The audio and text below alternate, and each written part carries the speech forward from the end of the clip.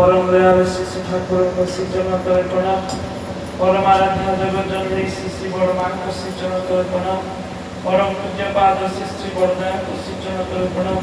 परम पूज्य पाद श्री आचार्य देव को श्री चरण तले प्रणाम। परम पूज्य पाद श्री अभिदान को श्री चरण तले प्रणाम। आज ये अनुष्ठित साध्य सत्संग को अध्यक्षता करथिबा वरण्य परिचालक और पूज्य प्रधान दादा उपस्थित ये अंचल धर्मचार्य पूज्य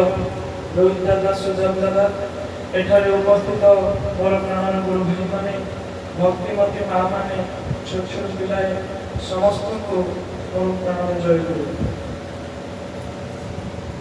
सतसंग जीवन नित्य चाहे लबे मात्र सतसंग जीवन मुख्य पाए। ये जन्म आम मैंने श्री ठाकुर को जीवन में गुरु रूप में पाई बहुत सौभाग्य पाई। पुरुषोत्तम अवर्तमान परम पूज्य आचार्य को पाई आज आमरी मान जीवन सतरे धन्य हो। आज सकाଳେ कृष्णा भाई फोन करते आप आसबे कहली हठात कौन सत्संग पिला माने सब छुट्टी आसी बर्तमान जी जहाँ जगह को चलीजे सेमती पारिवारिक मंगल गोटे आम गृह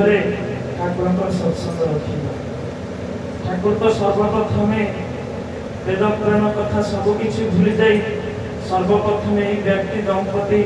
परिवार कथा कहते से कहते जे मो जंगल सन्यासी चाहिए मुई संसार सन्यासी चाहिए। से दिन ठाकुर कहते दिन जाक खटबू तोर परिवार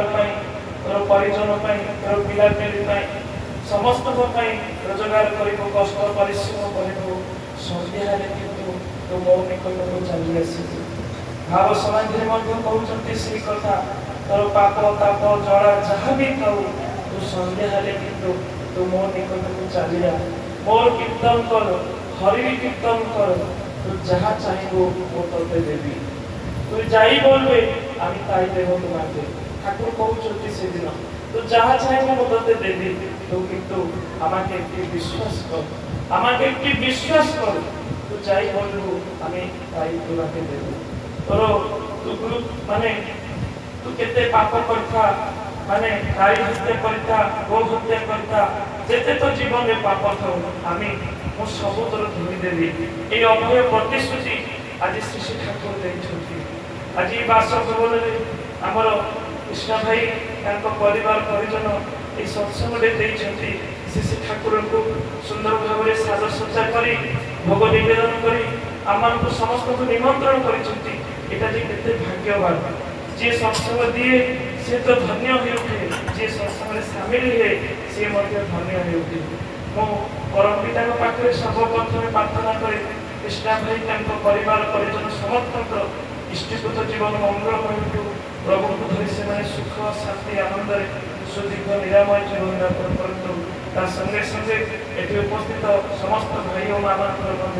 सर्वप्रथम मंगल प्रार्थना कर श्री ठाकुर निकट पर मन पड़ुची गोटे घटना श्री ठाकुर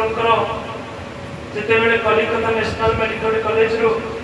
डाक्टरी पाठपढ़ा सरी से आसी से जन्मभूमि पावना डिस्ट्रिक्ट हिमायतपुर निज गाँ को आसिकी जिते बेले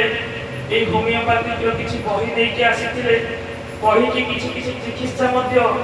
एपटे एलोपैथिक पाठ एपटे होमियोपैथिक किसी शिक्षा ता भीतर ये जिते बेले स्वास्थ्य मनुष्य समस्या आसे मनुष्य निकट आसे ठाकुर चिकित्सा आरंभ करते एमती चिकित्सा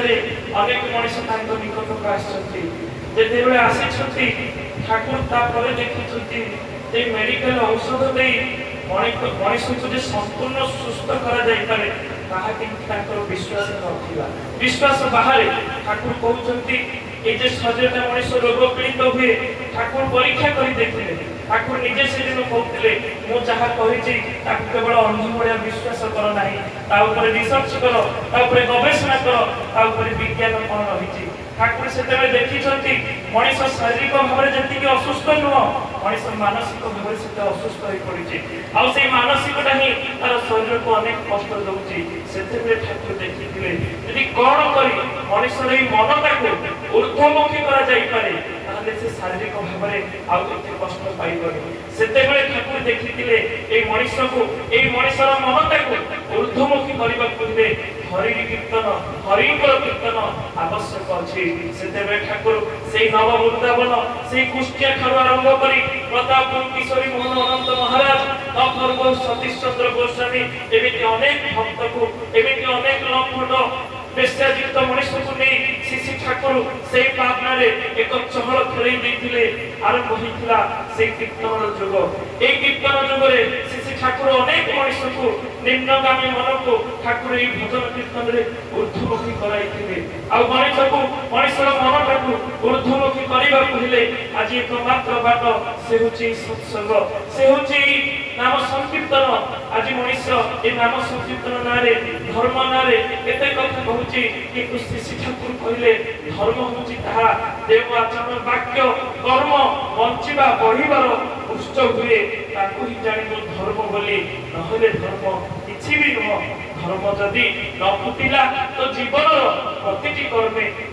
ବାତିଲ କରିବ, ତାକୁ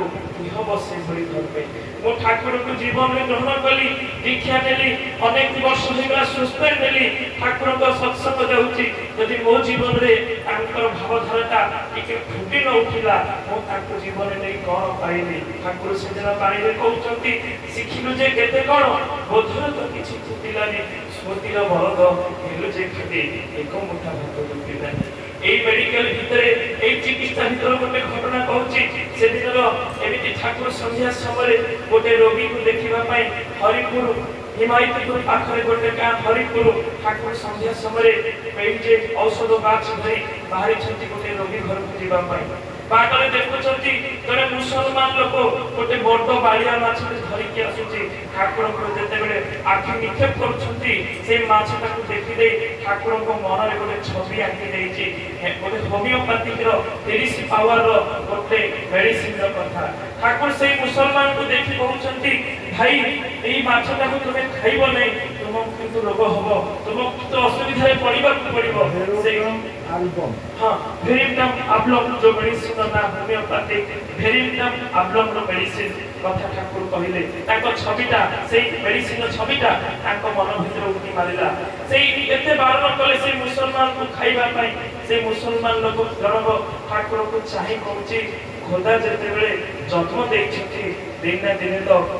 এই শরীর মতে ছাড়িବାକୁ পড়িব, মরিବାକୁ পড়িব। সে শুনি নাই, আসিকি সেই মাছটাକୁ খাইছি, রোগরে পীড়িত হয়েছি, ঝাড়া হয়েছি, বাନ୍ତି হয়েছি, এতে ঔষধ খাইছি, ହେଲେ ମଧ୍ୟ ଉପଶମ ପାଇନି। ପରେ ପୁଣି ଠାକୁର ସେଇ ଭେରିନାମ ଏବ୍ଲମର 30 ପାୱାରର ଗୋଟେ ହୋମିଓପାଥିକ ମେଡିସିନ ଦେଇ ସେ ସୁସ୍ଥ ହୋଇ ଉଠିଛି। ଏଇ ହେଉଛନ୍ତି ଶ୍ରୀ ଠାକୁର, ଯେ ବିଧିର କଥା କୁହନ୍ତି, ଝାଡ଼ି ଦେଇକି ଫୁଙ୍କି ଦେଇକି ତାହାକୁ ରୋଗ ବ୍ୟାଧି ଭଲ ହୋଇଯିବାର କଥା କୁହନ୍ତିନି, ପୂଜା ପାଠ କରିଦେଇକି ଜୀବନ ସମସ୍ୟା ଦୂର ହୋଇଯିବାର କଥା କୁହନ୍ତିନି। ଯେତେବେଳେ ବି ମଣିଷ ତାଙ୍କ ନିକଟକୁ ଆସିଛି, ଶିଶୁ ଠାକୁର ତାର ସମସ୍ୟାର ସମାଧାନଟା କଣ, ତା ଜୀବନର ବିଧାନଟା କଣ, ସେ ବତେଇ ଦିଅନ୍ତି, ଦେଖେଇ ଦିଅନ୍ତି। ଠାକୁର ତ ଭଲ ପାଆନ୍ତି ଆମକୁ। ଆମ ଜୀବନରେ ଆମେ ପ୍ରତ୍ୟେକ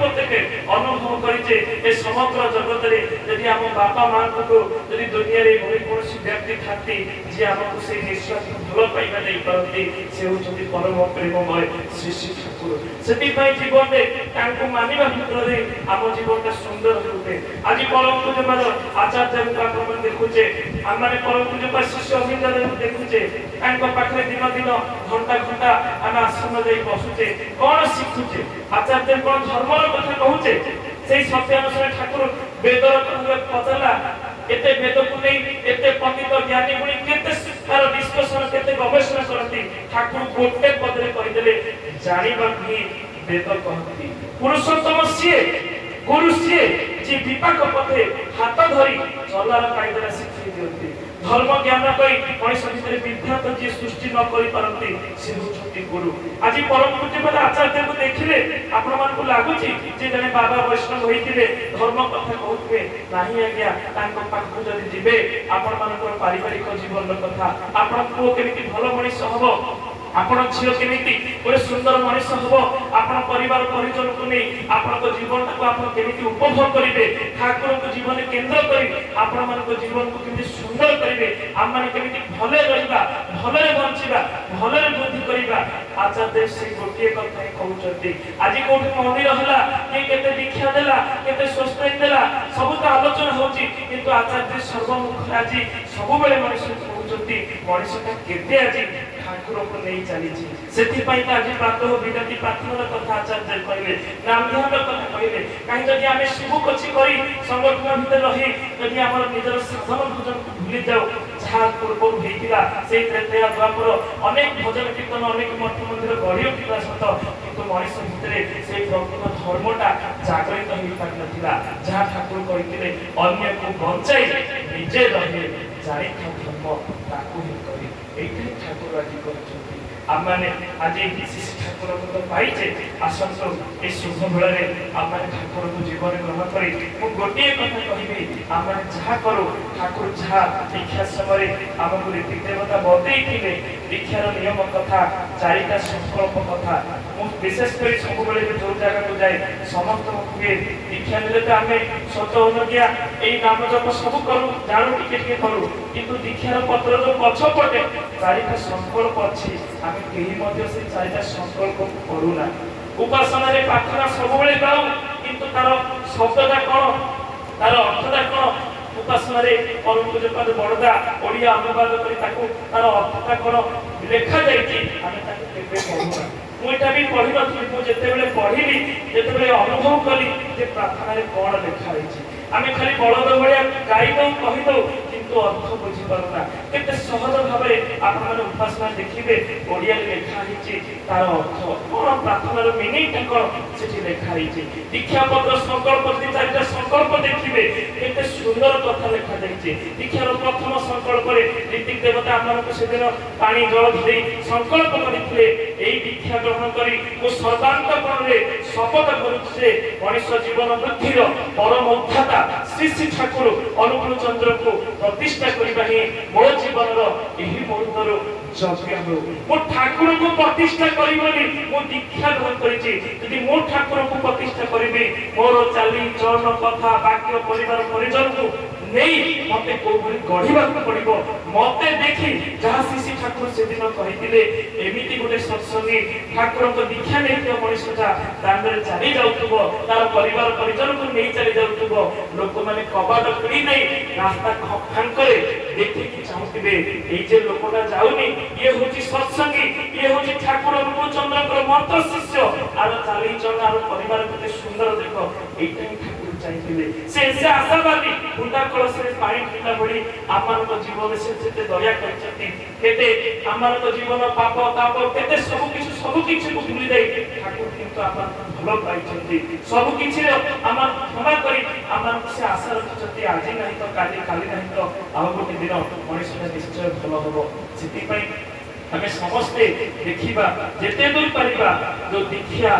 आउ आमान जने सुस्ते लेछथि तार प्रकृत जिनसटा कोन ताकू पथरे मानिबा दीक्षा रे कोन कह जायछि सुस्ते रे कोन संकल्प करछि एठी होछि सत्संगर बेसिस जजन रे कोन कह गला एठी होछि सत्संगर बेसिस सेति पई ई जजन जाजन इष्टभूति नाम ध्यान दीक्षार संकल्प एठी प्रथम आम जीवन साधना हेबा दरकार सेति पई हमें समस्ते ई भली गोटे शुभ मंत्रे सत्संग होछि गोटे संकल्प गोटे जागा गोटे सुरक्षार जागा एठी के आसी कि हमें ठाकुर को पाखरे गोटे शुभ संकल्प नै जाऊ जे ठाकुर मो आसंता काली ठरो भोर उठिके मो ठीक समय आपन को इष्टभूति करबी ठीक समय नाम ध्यान करबी आपन को नै आसंता काली ठरो मो जीवनटा को एमिति आपन को कहिथिया भली उहा कथा भली मो जीवन को परिचालित करबी एटा जेमिति हमर जीवन रो साधना होते वंदे पुरुषोत्तम वंदे पुरुषोत्तम वंदे पुरुषोत्तम जय जय।